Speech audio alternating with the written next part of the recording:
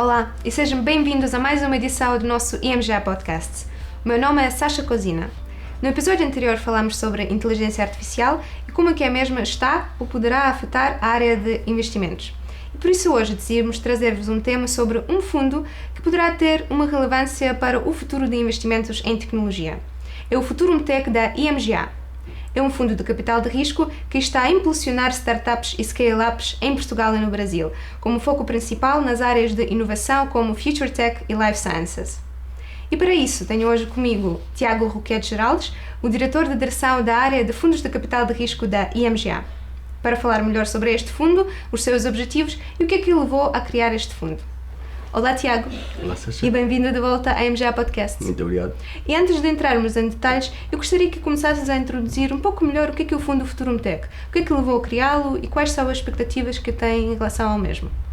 O fundo Futurum Tech é um fundo de Venture Capital que foi desenhado para investir em pequenas e médias empresas portuguesas e ou brasileiras, de forma a aproveitar aquilo que se espera seja um retorno muito significativo dessas empresas no futuro, após o investimento destas mesmas empresas em tecnologias que nós acreditamos serem muito relevantes para o futuro global.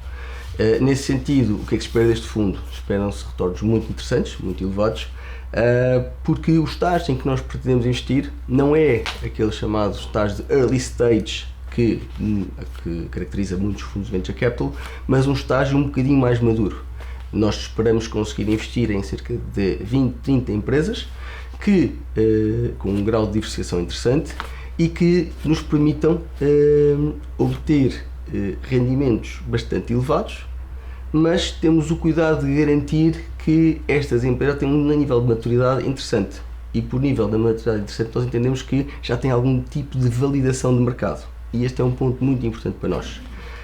Nós esperamos que estas empresas que têm já planos de negócios bastante estabelecidos, que já contactaram os seus próprios mercados, que já contactaram empresas internacionais do seu setor, tenham um caminho muito, muito positivo e mais tarde nós as possamos vender, ou as participações que nós vamos adquirir dessas mesmas empresas, a um valor bastante interessante. Para ter uma ideia, porque acho que é bastante relevante, porque acontece em toda a indústria de VC, a apontar para taxas de rentabilidade anualizada de mais de 20%. E isto para os participantes, e isto é, como é óbvio, um objetivo muito ambicioso, mas que tipicamente, e a história demonstra, é possível obter com este tipo de investimentos. Certíssimo, Tiago.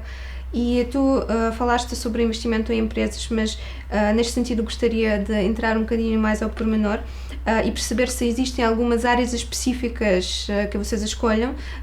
Por exemplo, tinha mencionado a inovação tecnológica ou ciências da vida, em que acreditam que Portugal e Brasil poderiam ter uma vantagem mais competitiva. Essa é uma pergunta muito boa, porque é bastante interessante encontrar em Portugal e no Brasil empresas em áreas como a biotecnologia, como a economia circular, como reciclagem industrial, que são áreas muito importantes no dia de hoje, que estão a fazer coisas muito interessantes e que têm relevância mundial. Nós por vezes acreditamos que biotecnologia é uma coisa que só se faz em certos países. Curiosamente, alguns dos melhores exemplos de biotecnologia apareceram em Portugal recentemente, e nós esperamos um dia poder partilhar notícias sobre essa empresa ou sobre uma empresa relacionada.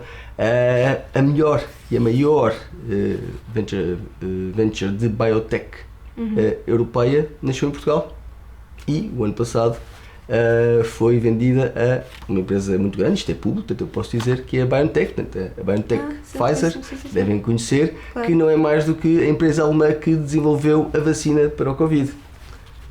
Coisa curiosa, esses senhores acreditam que a melhor investigação de vacinas contra o cancro no mundo foi desenvolvida em Portugal, e fizeram a aposta de a comprar a patente que estava subjacente a essa vacina. O que é que nós fizemos entretanto? Conhecíamos o ecossistema, conhecíamos o fundador e estamos a trabalhar com ele exatamente para capturar algumas das chamadas oportunidades colaterais que nascem dessa investigação e que ficaram com o fundador. Esse é o tipo de coisas que nós provavelmente não saberíamos que nascem em Portugal ou no Brasil. Mas nós temos de estar atentos, conhecer os ecossistemas e ir encontrar essas oportunidades. exemplos equivalentes, por exemplo, há uma empresa em Portugal que transforma borracha de pneus usados em num óleo que permite fazer borracha nova.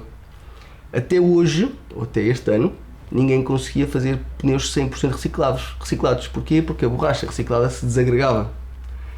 Há uma empresa portuguesa que já tem uma unidade a trabalhar que produz um tipo de, vamos chamar de matéria-prima, que é um óleo, que permite fazer pneus 100% reciclados com uma das maiores produtoras de pneus do mundo. Isto está aqui, imagine-se lá, em Orem, Portugal. Há um exemplo também equivalente no Brasil, e igualmente interessante, em que estamos a trabalhar para fazer fertilizante a partir do soro do leite, que é um subproduto. E está a ser desenvolvida no Brasil com técnicos hiper competentes. E, portanto, há exemplos muito interessantes. Nós temos que conseguir meter-nos nestes ecossistemas, descobrir os fundadores que realmente têm as ideias mais brilhantes e com maior potencial de desenvolvimento. É preciso ter muito cuidado com essa parte, porque uma ideia é uma ideia, uma empresa é uma outra coisa. E, portanto, nós acreditamos, e temos tido evidências muito claras disso, que Portugal e o Brasil são muito bons originadores de boas ideias. Por vezes é preciso estar sempre numa perspectiva global, ou seja, Portugal e Brasil são um sítio tão bom como outro qualquer, por vezes melhor, para começar, mas estas empresas têm que trabalhar para o mundo e, portanto, vai haver uma altura sempre em que Portugal e o Brasil são bons sítios, como disse, para começar, mas a empresa tem que se tornar global. Pois, de facto, tu tinhas mencionado vários players de diferentes escalas, seja da escala maior, seja da escala mais pequenina, e neste sentido eu queria fazer-te uma pergunta, porque já temos reparado que o aparecimento de unicórnios e dos startups, seja de maior ou menor escala, é bastante constante nos últimos tempos. E neste sentido tu já tinhas respondido, mas eu queria que entrasses talvez num pormenor um bocadinho mais técnico. Como é que o fundo pretende contribuir para o crescimento destas empresas e destes projetos em que está a investir? Boa pergunta também. O fundo, vamos ser honestos, tem duas capacidades a aportar. Uma é capital, a outra é o que a equipa consegue trabalhar com os fundadores para conseguir ajudar a desenvolver a empresa durante o tempo em que está como sócio da empresa, porque o fundo torna-se sócio de cada uma destas empresas. Quanto ao capital, nós vamos tentar, como é lógico, enquanto pessoas que estão na área das finanças, gerar os melhores instrumentos, as melhores formas de contribuir e de criar literalmente esquemas de entrada progressiva de dinheiro para que a empresa se desenvolva e o risco dos nossos participantes não seja muito elevado, ou dentro do possível muito elevado. Depois há a segunda parte, e a segunda parte quer dizer o quê? Quer dizer que se aquela indústria que eu falei há um bocado, aquela empresa que está a construir uma fábrica de, chama-se Tire Pyrolysis Oil, TPO, então a pergunta é, este senhor já conseguiu fazer a patente, este senhor já conseguiu montar uma empresa, mas este senhor provavelmente não tem a capacidade, se calhar, para estar a trabalhar a parte financeira da mesma maneira. Certo. Se calhar nós somos quem pode ajudar nessa parte e em rondas futuras, na internacionalização e todo um conjunto de peças que possam faltar. Ou então nós podemos ajudar, porque temos alguns skills nessa área, naquilo que é uma estratégia de ir até ao mercado. Como é que vamos falar com os clientes, que tipo de equipa de vendas é que é preciso montar ou não, que tipo de canais digitais se deviam estar a usar. Ou seja, nós deveríamos ter a capacidade de olhar para cada caso, perceber em que é que podemos aportar algum tipo de conhecimento enquanto lá estivermos como sócio, de forma a conseguir que a empresa se desenvolva em benefício de todos os seus sócios, neste caso nós e, em último caso, dos participantes, para, no fim, conseguirmos fazer uma venda que, da nossa participação, dos instrumentos de capital que nós investimos, que seja muito interessante. Para terem uma ideia, nós, à cabeça, deveríamos investir em empresas cujo retorno que nós vamos receber do nosso investimento é 8 vezes o dinheiro que nós lá pusemos. O que, como devem calcular, é muito elevado. Verdade. Isto é o target inicial. No fim, umas vão correr bem, outras não vão correr bem. Mas a verdade é que nós temos sempre que, se nós vamos esperar esse tipo de crescimento, nós temos que dar o nosso melhor para conseguir que ele se produza. E esse é o desafio dos gestores do fundo, quando são os representantes do fundo em cada empresa que está no seu portfólio. Porque nós temos vários gestores e, portanto, cada um vai ter um conjunto de empresas para ajudar, para acompanhar e tentar fazer progredir. Tiago, agora mudando ligeiramente o foco, falamos das empresas e eu deixei para o fim, talvez a pergunta mais pertinente para os nossos seguidores, falar um bocadinho sobre os investidores, neste caso. Que tipo de benefícios podem esperar ao investir no fundo, no Futurum Tech, e o que diferencia, neste caso, do ponto de vista dos investidores, este fundo em termos de retornos da estratégia? Ora bem, o que é que os investidores podem esperar? Nós dissemos que, ou disse eu há um bocado, que estamos a olhar para target MOICs, ou seja, dinheiro investido, recebido versus dinheiro investido, de 8 vezes. Ora, nós sabemos que o portfólio se comporta da maneira que se comporta e com um conjunto de métricas que vão dizer que no fim o retorno para os participantes será 20% ao ano ou acima de. É este o nosso target, é este o nosso objetivo final.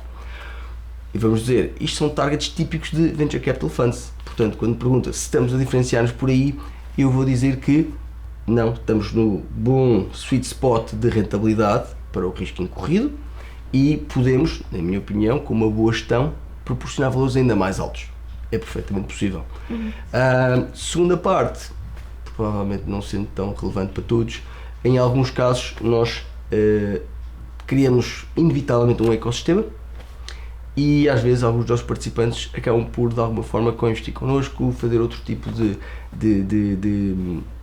atividades ou de iniciativas connosco que de repente são chamados ganhos colaterais. Objetivamente, a estratégia diferencia-se porque nós pretendemos a todo custo só investir em empresas já com alguma dimensão e isso acho que é muito importante, tem uma avaliação de mercado. Essa avaliação de mercado conquista-se como? Nós temos 4 critérios. Um é que haja receitas e, portanto, é possível falar com os clientes dessa empresa, ou que tenham um chamado off-take industrial. Isto é um bocado técnico, eu sei, mas não é mais do que um contrato em que alguém veio ter com essa empresa e disse: não, eu vou comprar a tua produção durante 3 anos. E isso é uma boa avaliação. Porquê? Porque alguém que se arrisca a assinar um contrato dessa dimensão já testou, já viu se era bom, ainda que a empresa ao dia 2 não tenha receitas ainda, portanto é um bom validador. Ou então que tenha uma propriedade intelectual reconhecida. Aquele exemplo que eu falei há um bocado das vacinas é um exemplo claro.